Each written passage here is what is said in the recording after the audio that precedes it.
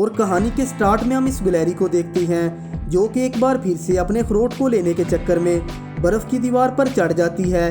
तभी उस बर्फ की दीवार में से पानी बहने लगता है, जिसे रोकने के चक्कर में गिलहरी खुद ही गिर जाती है। तभी वहाँ पे सीन एनिमल कैंप पे शिफ्ट होता है।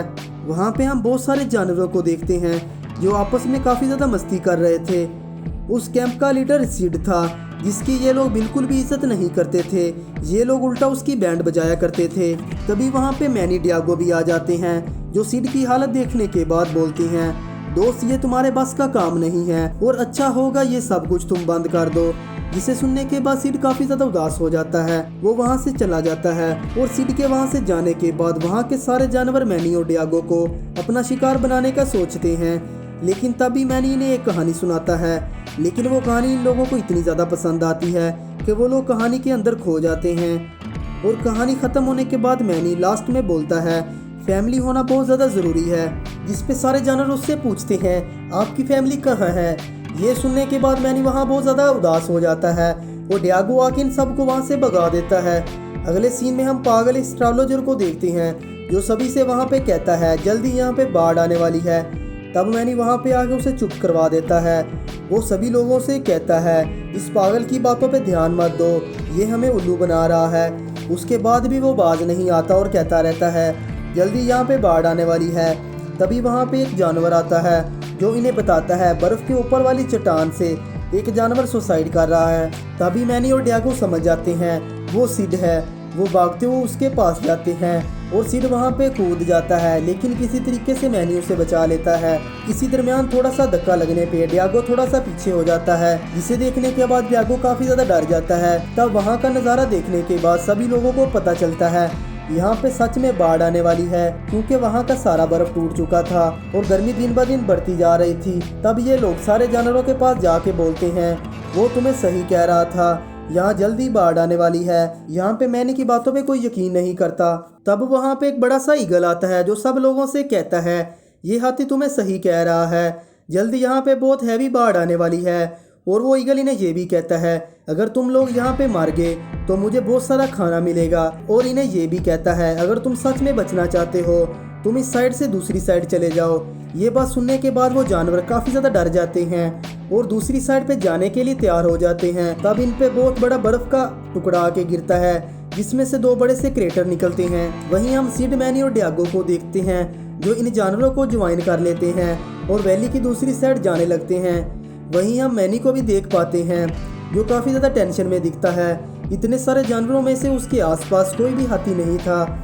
तभी उस जंगल में से एक हाथी की आवाज़ सुनाई देती है, जिसे सुनने के बाद वो जंगल की तरफ भागते हुए जाता है। जहाँ जाने के बाद उसे पता चलता है ये तो जंगली भालू है। तभी वहाँ पे सिड डियागो को दरख्त पे दो चूहे लटके हुए दिखाई देते हैं, जिसमें से एक का नाम क्रिस और दूसरे का नाम एडी है। तब वो दोनों चूहे इनको परेशान करने लगते हैं, जिस वजह से सिड इन दोनों को मारने की कोशिश करने लगता है।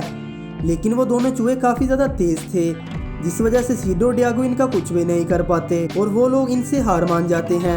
वहीं पे मैनी को एक उल्टी लटकी हुई फीमेल एलिफेंट मिलती है, जिसका नाम एली था।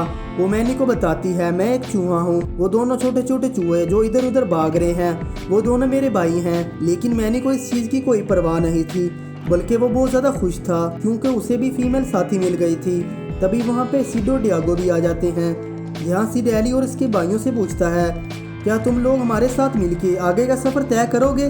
जिसके लिए एली और उसके दोनों भाई भी मान जाते हैं, जिसके वजह सब लोग मिलके आगे बढ़ते हैं। लेकिन तभी हम लोग देखते हैं वहाँ पे जमी हुई बर्फ़ बहुत तेज़ी से टूट रही थी, जिस वजह से वहाँ पे सभी जानवर जल्दी जल्दी निकलने लगते हैं। ये लोग वहाँ पे बर्फ़ पे चल रहे थे, लेकिन तभी अचानक से बर्फ़ के नीचे से दो क्रेटर बाहर आते हैं। वो अचानक से बाहर निकलने के बाद इन पे अटैक कर देते हैं। तब मैनी वहाँ पे उन दोनों क्रेटर से लड़ने लगता है।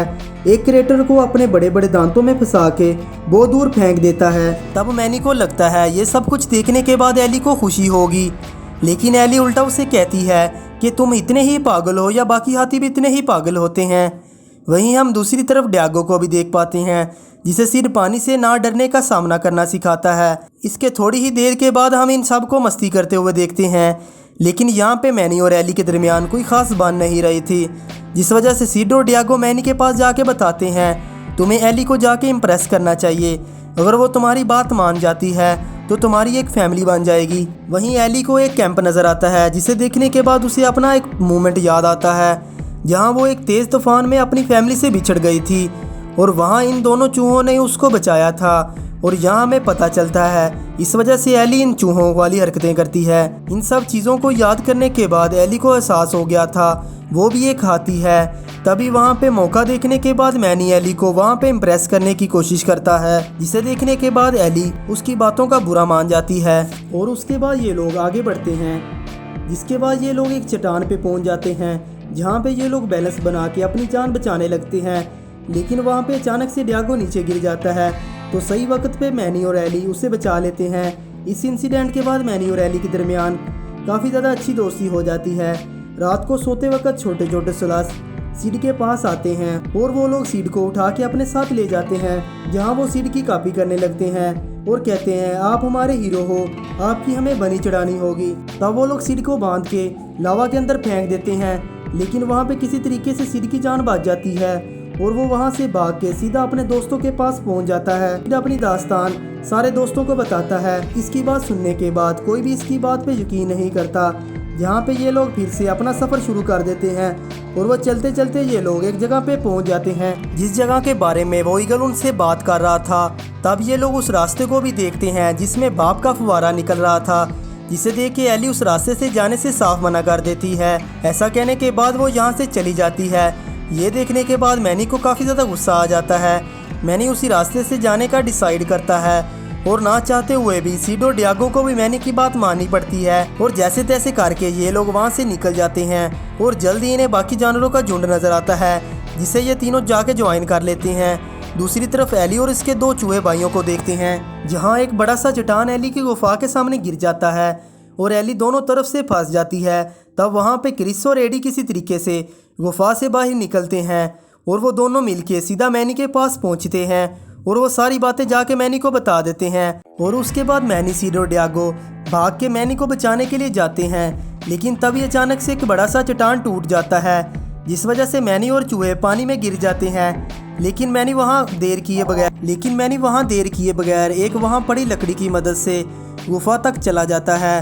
वहीं हम सीड को देख पाते हैं जो इन दोनों चूहों को बचाने के लिए पानी में कूद जाता है और पानी के अंदर आने के बाद वो इन्हें बचाने की जगह उल्टा पानी में डूब जाता है। ये सब कुछ देखने के बाद डियागो भी काफ़ी ज़्यादा मोटिवेट हो जाता है।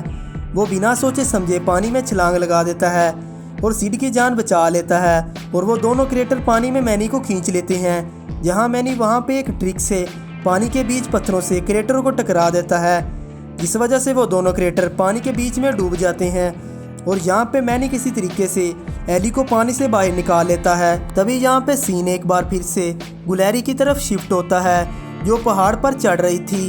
तभी अचानक से बर्फ़ का पहाड़ चटक जाता है। बर्फ़ की चट्टान में एक बड़ा सा गैप आ जाता है और सारा पानी उस बर्फ़ की गैप के ज़रिए निकलने लगता है और वहाँ वैली एक बार फिर से पहले जैसी हो जाती है। वहीं दूसरी तरफ हम एक बार फिर से सीड को देखते हैं, जहाँ सीड के बहुत सारे पुजारी उसके पास पहुँच जाते हैं और वो लोग सीड को अपने साथ चलने के लिए बोलते हैं। तभी वहाँ पे डियागो इन सभी लोगों से कहता है सीड हमारे ग्रुप का बहुत ही इम्पोर्टेंट पार्ट है, हमारे ग्रुप को सीड की बहुत ज़्यादा ज़रूरत है। ये सब सुनने के बाद सीड बहुत ज़्यादा खुश हो जाता है। तभी मैनी वहाँ पे बहुत सारे हाथियों का झुंड देखता है, जिसे देखने के बाद एली भी इस झुंड को ज्वाइन कर लेती है। तो लेकिन यहाँ पे एली एक बार फिर से इनके पास आ जाती है और सीड, डियागो और मैनी एली एक साथ रहने का डिसाइड करते हैं। मूवी के एंड में हम एक बार फिर से उस गैलरी को देखते हैं जो एक सुमान में है। वहाँ उसे बहुत बड़ा अखरोट दिखाई देता है और वो उसे लेने की कोशिश करती है।